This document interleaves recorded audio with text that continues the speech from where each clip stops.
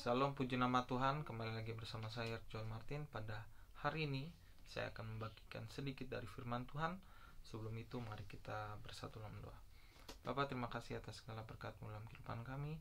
Terima kasih kami masih berikan kesehatan, kekuatan untuk kami dapat sama-sama belajar sedikit dari firman Tuhan.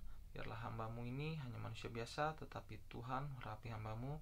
Biarlah turun perkataan yang daripada Tuhan melalui hamba-Mu ini ya Bapa. Bapa, terima kasih. Kami sudah berucap syukur hanya di dalam nama Tuhan Yesus Kristus. Haleluya. Amin. Puji nama Tuhan. Langsung saja kita buka ayat utama kita di dalam Roma pasal yang ke-8 ayat yang ke-28. Roma pasal 8 ayat yang ke-28 berkata demikian. Kita tahu sekarang bahwa Allah turut bekerja dalam segala sesuatu untuk mendatangkan kebaikan bagi mereka yang mengasihi Dia, yaitu bagi mereka yang terpanggil sesuai dengan rencana Allah. Pada hari ini saya akan memberikan tema indah dalam rencana Allah.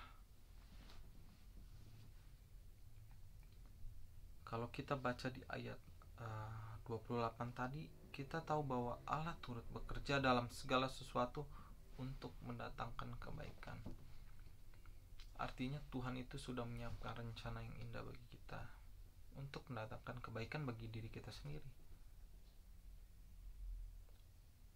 Tuhan itu sudah membentuk kita dari awal, itu sudah merancang sesuatu, merancang masa depan kita. Artinya genggaman masa depan kita itu ada dalam rencananya Allah. Kalau kita buka di dalam Efesus pasal yang kedua ayat yang ke-10, Efesus 2 ayat yang ke-10 berkata demikian. Karena kita ini buatan Allah, diciptakan dalam Kristus Yesus untuk melakukan pekerjaan baik yang dipersiapkan Allah sebelumnya. Ia mau supaya kita hidup di dalamnya, yang dipersiapkan Allah sebelumnya.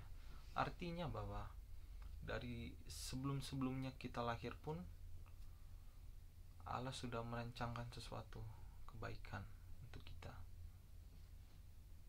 Artinya Allah sudah berpikir jauh ke depan, bagaimana masa depan kita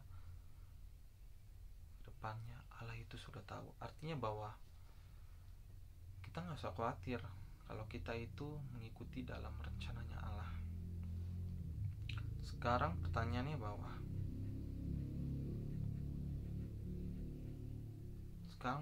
bahwa maukah kita masuk dalam rencananya Allah? Karena pada dasarnya bahwa manusia itu dikasih kehendak bebas, free will. Tuhan tidak memaksa kita untuk masuk ke dalam rencananya, tapi Tuhan mau manusia itu, kita sendiri, masuk dalam rencananya Allah. Kalau kita baca lagi secara detail ini, bahwa bagi dia yang mengasihi Dia, ya bagi dia yang mengasihi Dia. Artinya kalau kita mengasihi Tuhan, kita mempunyai asuransi masa depan yang indah dalam rencananya Tuhan. Lalu pertanyaannya sekarang, bagaimana kita bisa masuk dalam rencananya Allah? Yang saya tulis di sini, pertama, biarkan Tuhan memulihkan hidup kita. Kalau kita buka di dalam 1 Yohanes 1 ayat yang ke-9.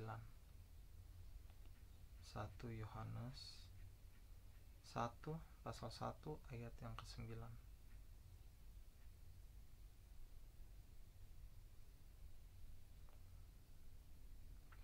Jika kita mengaku dosa kita, maka Ia adalah setia dan adil, sehingga Ia akan mengampuni segala dosa kita, untuk menyucikan kita dari segala kejahatan.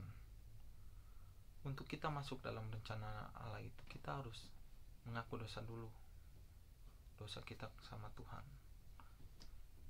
Karena tadi dijelaskan di ayat Roma pasal 8 ayat ke-28, bagi dia mengasihi, kita harus mengasihi Tuhan dulu dengan cara yang pertama tadi, biarkan Tuhan memulihkan hidup kita. Kita mengaku dosa dulu sama Tuhan. Kalau kita sudah mengaku dosa, Tuhan akan memulihkan hidup kita. Tetapi bukan sampai situ saja. Yang saya catat yang di kedua ini ialah biarkan Tuhan membentuk hidup kita. Di dalam Ayub pasal yang ke-23 ayat yang ke-10. Ayub 23 ayat yang ke-10. Demikianlah firman Tuhan, karena ia tahu jalan hidupku, seandainya ia memuji aku akan timbul seperti emas.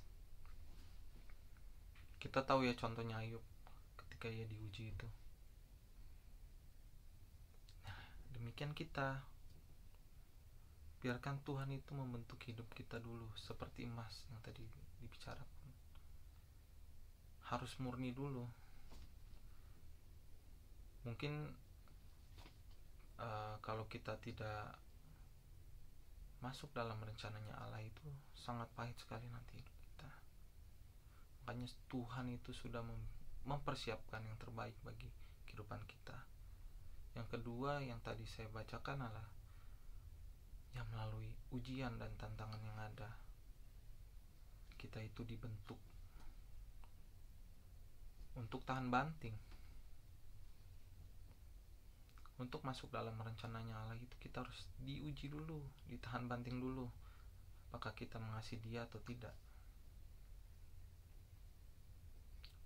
Seperti emas katanya. Mungkin kalau kita bandingkan dengan penderitaannya Ayub, ya tidak sebanding sebenarnya. Tetapi bahwa ujian, setiap ujian orang itu berbeda-beda. Kalau kita sudah diuji, katanya bahwa kita akan timbul seperti emas yang murni, yang pastinya. Yang ketiga yang saya catat di sini, biarkan Tuhan menguasai dan memimpin hidup kita. Dalam Galatia 5 ayat yang ke-25. Galatia 5 ayat yang ke-25. Galatia 5 ayat yang ke-25. Saya bacakan, demikianlah firman Tuhan, jikalau kita hidup oleh Roh, baiklah hidup kita juga dipimpin oleh Roh. Kalau kita bisa masuk dalam rencananya Allah itu, ya kita harus dipimpin oleh Roh Kudus. Kemanapun Tuhan suruh, ya kita harus ikutin. Kemanapun